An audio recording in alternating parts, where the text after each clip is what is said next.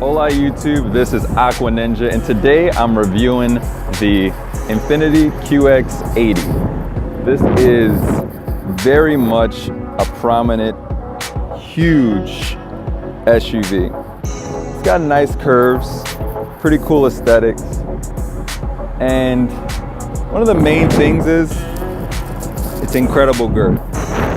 This is one pretty big vehicle. Now, I don't often do SUVs or luxury vehicles, so I wanted to make this one pretty special and hit you guys with the exclusive review. Check it out. So I know a lot of you are wondering, what's power on this thing? It's a V8 5.6 liter pushing 400 horsepower. And even though the engine bay looks a little bit on the dustier side, you can see the girth of how big this thing is. It's a pretty girthy engine to power a pretty big SUV. You got the nice components right there, the liquid, the fuse, the battery, all the typical standard things that you get in a luxury SUV.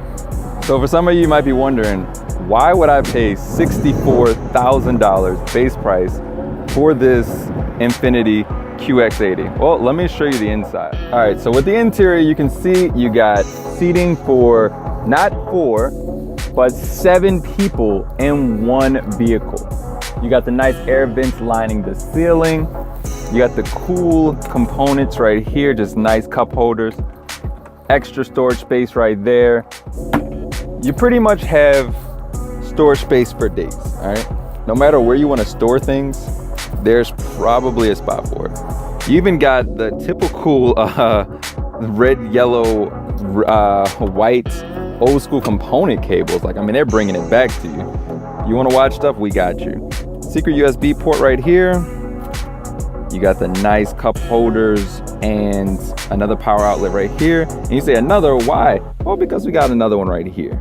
So this car has a crap ton of components.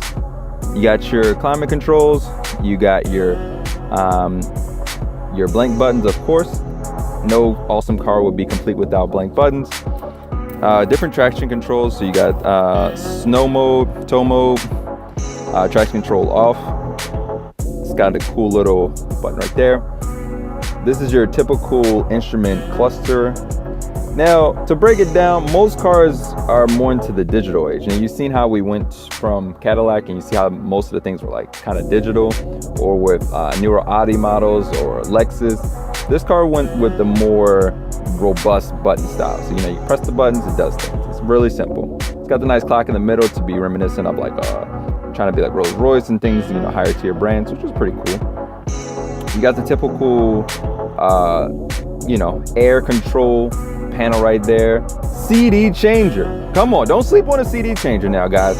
This is a classic notch right here to the CD era. 6 disc even, so it's pretty cool.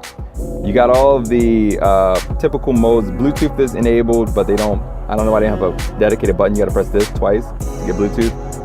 You get your backup camera. You got all your typical, you know, navigation and things like that here. Let me turn the car on so you can see what we're going with. It automatically remembered my seating configuration. You see this little gauge turns on, the screen turns on, it connects to your phone. That was the startup right there. All right, don't look at the oil gauge. All right, so it's connected to your phone.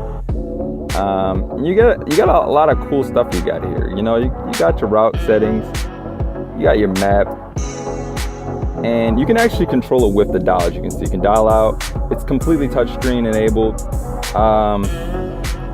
Day night mode, in case you're driving at night, you want to see it like that.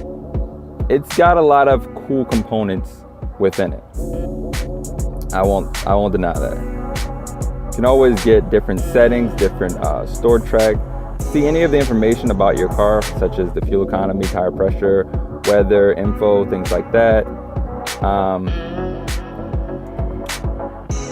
It's pretty much like your typical sat nav setup. In the instrument cluster, you can see you got your rev tachometer, your typical battery gauges right there. Fuel on the right, oil, and speedometer. This keeps the little thing in the middle so you can see your average miles per gallon. Well, let's be real, you're driving a huge 2-ton plus vehicle. You don't really care about that. The side panel has your typical things. Cool little button here so you can turn off and on the ability to roll up the windows. You got the mirror controls right here so you can recline those, put those things down. Down here you have your blank buttons as well as your power windows and steering. Here's one of the cooler things. You can control the source and music straight from your steering wheel. Pretty darn dope. Especially for Infiniti. Infiniti has always been lackluster with controls on steering wheel. So the fact that they've implemented it now makes it pretty cool. You got your preset controls here for coasting. And that's basically the Infiniti in a nutshell. I mean, it's a pretty luxuriously comfortable car. Material selection, I mean, you got some like, you can see, you got the wood grain finish. You got this leather-esque material, and this is like a hard plastic. It's pretty nice. I mean, I wouldn't deny that in its class, it's probably one of the better options if you're going for, you know, just a smooth, easy ride. And the ride quality is amazing, and I'm gonna show you right now. I'd say the overall ride quality is pretty nice though. It's super smooth, as most luxury cars are, and it handles extremely well. It's smooth steering. It's really got that, like, I don't know how to say it. It's tight, but it's light. It's like a very dainty girl, you know? And I love the fact that you look down on everything. I mean, even big trucks, you're looking down on it. It's like, it's pretty prominent of a vehicle. So driving in this is definitely an experience. You feel like you're kind of on top of the world. Like, you feel like you're higher than everybody else. And to put this into emphasis, I'll let you see that even SUVs look like they're not, you know, they're not SUVs, they're just cars. And it's just a surreal environment. Like, all right, so as you can see, even just normal, like, cars look minuscule. Even trucks, we're looking down on the trucks. You see what I mean? We're looking down on it. That big ass Dodge Ram is like our height. So it's definitely something cool to see just how girthy this truck is. You can see the bonnet right there. You kind of got this awesome looking down perspective. And that's why a lot of girls like trucks, because I mean, it gives them that powerful feel, like, I'm strong, I'm big, I take up a lot of the road. Pretty cool. I'm gonna do a little mini pull right now. You can see we got the Porsche in the background. And ironically, they want to race. Look at this, look at this, look at this.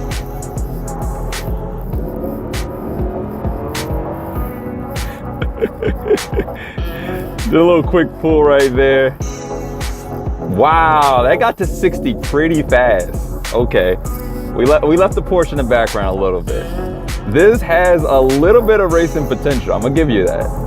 I'm liking it a lot, actually. Another note with driving at highway speeds is the ride is actually super duper comfortable. Like, you can feel bumps, but it just like glides over bumps, literally. Like, it is probably one of the smoother vehicles in terms of like just overall travel, especially if you're just driving on a highway or you're driving at, you know, standard speeds and things like that. It's a really comfortable vehicle.